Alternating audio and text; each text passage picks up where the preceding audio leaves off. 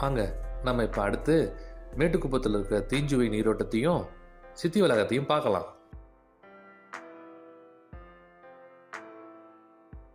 சபைக்கு எப்படி உள்ளே போனீங்களோ அதே வழியாக திரும்ப வந்தீங்கன்னா இடதுபுறமாக செல்லக்கூடிய நெய்வேலி வழியாக செல்லும்போது ஒரு 4-5 கிலோமீட்டர் தாண்டி இந்த மேட்டுக்குப்பம் அமைந்திருக்கு. இதுதாங்க இந்த ஆட்சி மூலிமா உள்ளே போகிறது தாங்க.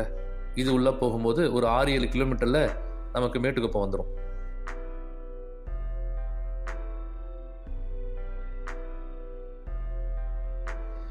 மிகப்பெரிய அரச மரமும் ஆலமரமும் சூழ்ந்திருக்கிற பக்கத்தில் ஒரு கோயில்.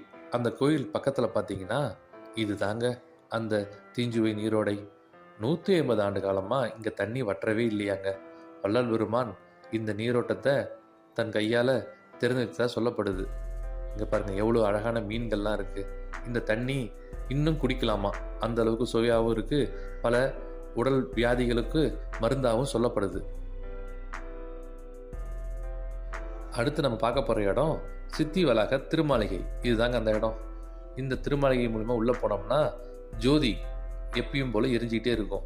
ஜோதி வடிவா நமக்கு வள்ளல் பெருமான் அருள் பளிச்சிட்டு இருக்காரு. ஜாதி, மதம், இனம் என்ற வேறுபாடின்றி நாம் அனைவரும் ஒரே ஜோதியில் இறைவனை காண்போம் என்ற வழியில் வள்ளல் பெருமான் ஒரு கொடியை நிறுவினர். அந்த கொடியானது சிறப்பு பார்த்தீங்கன்னா, வள்ளல் பெருமான் 22/10/1873 ஸ்ரீமுக தமிழாண்டில் ஐப்பசி 7 செவ்வாய்க்கிழமை காலை 8 மணிக்கு மஞ்சள் வெள்ளை சன்மார்க்க கொடியை ஏற்றி சொற்பொழிவு செய்தார். அதில் நமது நாவி முதல் புருவ மத்தியில் ஒரு நாடி இருக்கின்றது. இந்த நாடி மேற்புறத்தில் மஞ்சள் நிறத்திலும் அடிப்புறத்தில் வெள்ளை நிறம் கொண்டது என்ற இந்த கொடிக்கு நம் அனுபவத்தின்கண் விளங்கும் என்ற சொற்பொழிவு மூலம் இந்த கொடி இன்னும் சிறப்பாக பறந்து கொண்டிருக்கிறது.